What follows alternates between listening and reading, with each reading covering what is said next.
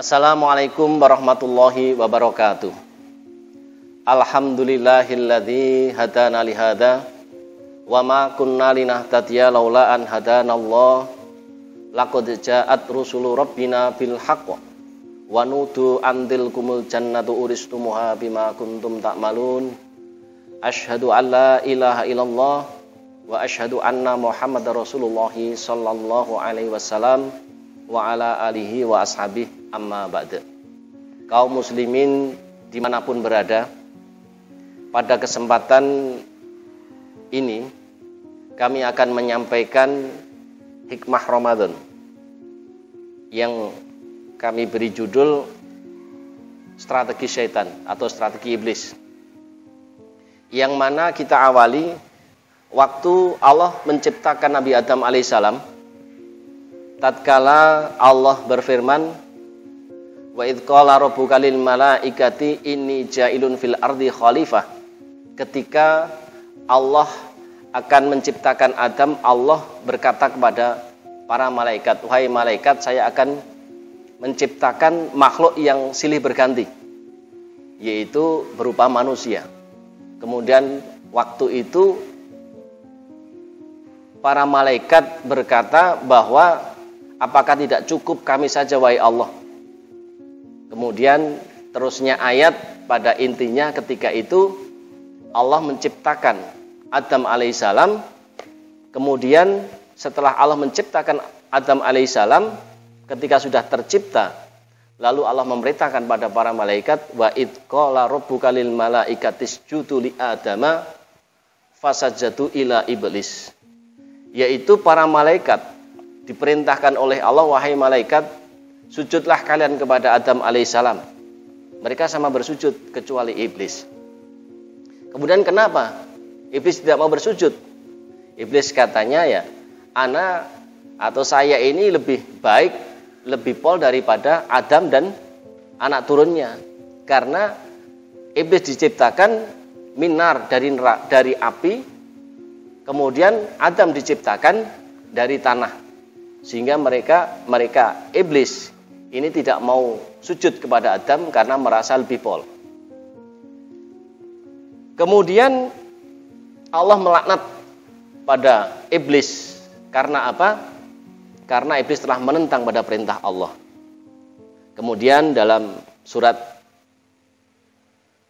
Al-A'raf ayat 16 dan 17 ini janji dari iblis, yaitu qala fa bima aghwaytani la aqudannaka lahum siratal mustaqim. Iblis berkata, karena engkau telah menyesatkan aku, pasti aku akan selalu menghalang-halangi mereka dari jalanmu yang lurus. Tsumma atiyannahum min baini aydihim wa min khalfihim wa an aymanihim wa an syama'ilihim wa la tajidu aksaruhum syakirin. Surat Al-A'raf ayat 16 dan 17. Kemudian aku pasti akan mendatangi mereka dari depan mereka, belakang mereka, dari sisi kanan mereka, dari sisi kiri mereka. Dan engkau tidak akan mendapati kebanyakan dari mereka orang-orang yang bersyukur. Ini awal mula iblis berjanji karena sudah merasa dirugikan karena tidak mau bersujud kepada Adam, sehingga Allah melaknat. Kemudian iblis minta tempo kepada Allah untuk hidup mulai saat itu sampai dengan besok di hari kiamat. Sehingga pada saat waktu yang panjang itu digunakan oleh iblis untuk menggoda anak Adam. Sehingga iblis berjanji akan selalu menggoda pada anak Adam dari depan mereka, belakang mereka, kiri mereka, kanan mereka, sehingga tidak ada lagi orang yang bersyukur. Ini adalah janji iblis. Sehingga untuk mewujudkan janji-janjinya itu, maka ketika Allah memerintahkan pada Adam alaihissalam, yaitu wa idz qala rabbuka li adama uskun anta wa zawjuka fil jannah. Wahai Adam, bertempatlah engkau dan istrimu ke dalam surga. Pada saat bertempat di dalam surga itu, oleh Allah memerintahkan wala taqrabu hadhihi syajarah, kamu jangan mendekati ini pohon. Sehingga kalimat wala taqrabu hadhihi syajarah ini digunakan oleh setan, oleh iblis untuk menggoda Adam. Wah, ini celah ini. Sehingga tergodalah Adam kemudian diturunkan ke dalam bumi karena kesalahan tergoda oleh iblis. Ini salah satu strategi iblis ketika dulu di surga pun juga telah menggoda Nabi Adam sehingga terpengaruh. Untuk itu di dunia pun iblis juga punya strategi lagi, yaitu diterangkan oleh Rasulullah SAW dalam hadis Ibnu Habban. Beliau Rasulullah bersabda, an Abi Musa an Nabi sallallahu alaihi wasallam qol idza asbaha iblisu batha junudahu. Ketika di pagi hari iblis itu akan mengumpulkan pada anak buahnya, pada bala tentaranya. Fayaqulu man adhallal yauma musliman albastuhu natajan.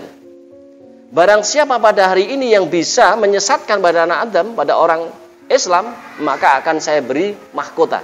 Ini janji iblis kepada pasukannya. Kemudian qala fakhruj hadza fayaqulu lam azal bihi hatta tatala amra'atahu. Kemudian iblis tersebar. Iblis menyebar ke segala penjuru. Kemudian ada salah satu iblis yang berhasil menggoda, laporan pada ketuanya, pada iblisnya.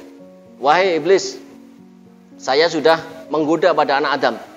Terus-menerus menggoda sehingga anak Adam berhasil mentalak pada istrinya. Kemudian bagaimana kata iblis? Ausaka atazawaja. Ya, saat ini dia sudah bercerai dengan istrinya, tapi besok bisa jadi mereka akan nikah kembali. Jadi akan terjaga lagi agamanya. Kemudian ada lagi iblis yang satu, disebarkan, kemudian datang lagi kepada iblis. Wah iblis, saya telah menggoda anak Adam, terus-menerus menggoda. Sampai dengan dia ini melukai pada kedua orang tuanya. Iblis bagaimana berkata? Wah ya, saat ini dia melukai orang tuanya, tapi besok bisa-bisa akan kembali minta maaf pada orang tuanya, akan rukun kembali. Kemudian iblis yang ketiga, atau setan yang ketiga, terus berjalan, terus menggoda pada anak Adam. Kemudian setelah menggoda pada anak Adam, laporan, wahai iblis, saya telah berhasil menggoda pada anak Adam, pada orang Islam, yaitu berhasil berzina. Bagaimana kata iblis? Anta, wah ini bagus, ini bagus. Kemudian ada lagi iblis yang keempat, laporan, saya berhasil menggoda anak Adam sehingga dia membunuh. Katanya bagaimana? Anta. Kemudian setelah itu iblis memberi mahkota kepada pasukan-pasukannya yang sudah berhasil untuk menggoda pada anak Adam. Nah, ini sebagai warning bagi kita umat Islam bahwa iblis itu tidak akan henti-hentinya selalu menggoda pada kita semua. Untuk itu kita harus membentengi diri kita dengan iman dan takwa. Dengan kita membentengi iman dan takwa ini, kita akan selamat dari godaan iblis dan anak buahnya, yaitu para syaitan. Untuk itu, di kesempatan bulan Ramadan saat ini, kita semua umat Islam, karena pada bulan Ramadan itu bulan yang penuh rahmat, bulan yang penuh dengan rahmat dari Allah, penuh dengan kebarokahan, gunakanlah sebaik-baiknya untuk mencari surga, selamat dari neraka. Karena pada saat ini semua iblis dan setan oleh Allah dibelenggu, pintu neraka ditutup, pintu surga dibuka selebar-lebarnya. Untuk itu barokallah, Allah memberi barokah pada kita semua. Semoga kita semua mendapatkan barokah bulan Ramadan dengan menjalankan 5 sukses Ramadan. Sukses puasanya, kemudian sukses sholat lailnya, yaitu sholat tarawihnya, sukses tadarusnya, kemudian sukses Lailatul Qadarnya, serta sukses zakat fitrahnya.